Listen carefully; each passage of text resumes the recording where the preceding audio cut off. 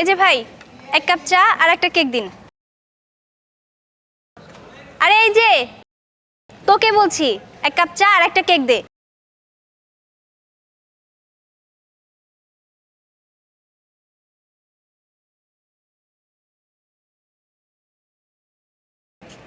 চা কই? আপু 2 মিনিট দেরি হবে। দেরি হবে মানে? আমার সময় কি বেয়ে বেয়ে পড়ে নাকি? আমি চা দিতে বলেছি, তুই আমাকে এক্ষুনি চা দিবি। আরে আপু, আমি কিভাবে চা দিব? দোকান কি আমার নাকি যে আপনাকে চা বানিয়ে দিব? আর তাছাড়া কেকটা বাইরে ছিল, তাই আপনাকে ছিঁড়ে হাতে দিয়ে দিয়েছি। আমি চা বানাতে পারি না। ঠিক আছে। মাফ করুন ভাই, আসতে একটু দেরি হয়ে গেল। আরে ভাই, আপনি এত দেরি করলেন কেন? আপনার জন্য সেই কখন থেকে ওয়েট করছি। আচ্ছা, একটা কাজ করুন, এই আপুকে এক কাপ চা বানিয়ে দিন। আচ্ছা ভাই।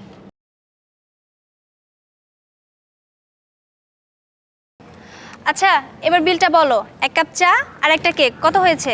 30 টাকা আফা। কি? 30 টাকা? এক কাপ চা আর একটা কেক, মিলিয়ে 30 টাকা? ফাজলামো পেয়েছো? কমাও কিছু। এতে আর কি কমাবো আফা, 2-4 টাকাই তো লাভ হয়। না না, এত টাকা দিতে পারবো না। ফাজলামো পেয়েছে। এক কাপ চা আর একটা কেকের দাম নাকি এত? আফা এখানে তো এই রেটেই চলে, আমি তো বাড়তি কিছু বলি নাই। বাড়তি বলিসনি মানে? এই যে বিল্ডিংটা দেখছিস, এখানে আমাদের অফিস।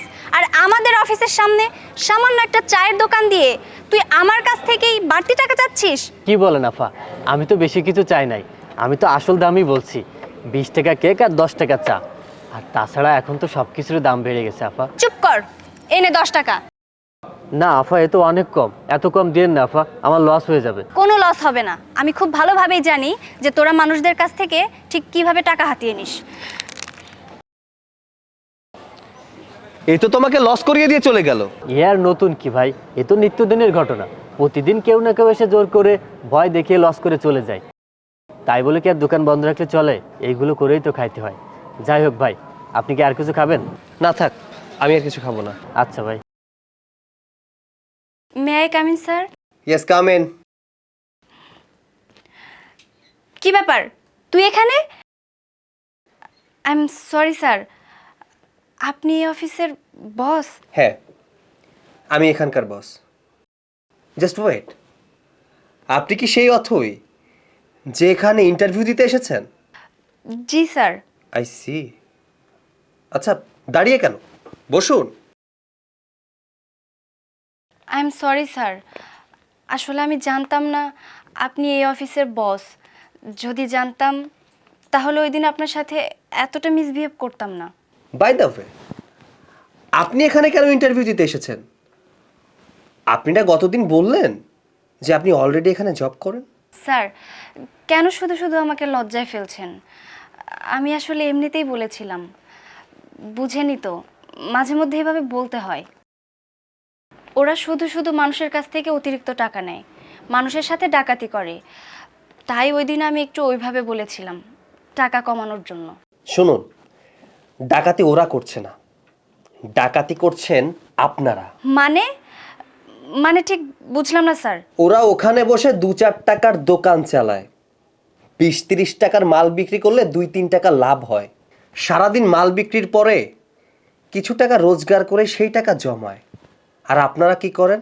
আর আপনাদের মতো কিছু সংখ্যক লোক আছে যারা তাদেরকে ঠকিয়ে তাদের হক মেরে দেন। আচ্ছা, এসব করতে কি আপনাদের লজ্জা করে না?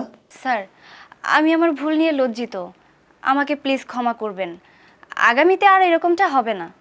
ঠিক আছে, মনে রাখবেন, আগামীতে যেন এমন কোনো ভুল না হয়, তাহলে আপনাকে পস্তাতে হবে।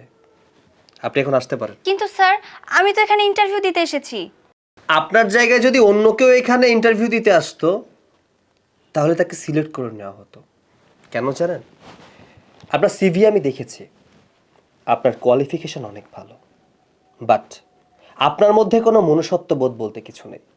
এই কোম্পানিতে শুধুমাত্র শিক্ষাগত যোগ্যতার কারণে জব দেওয়া হচ্ছে না, এখানে জব দেওয়া হচ্ছে তাদের যাদের মধ্যে সততা আছে, নৈতিকতা আছে এবং মনুষ্যত্ব আছে, যার কোনোটাই আপনার মধ্যে নেই।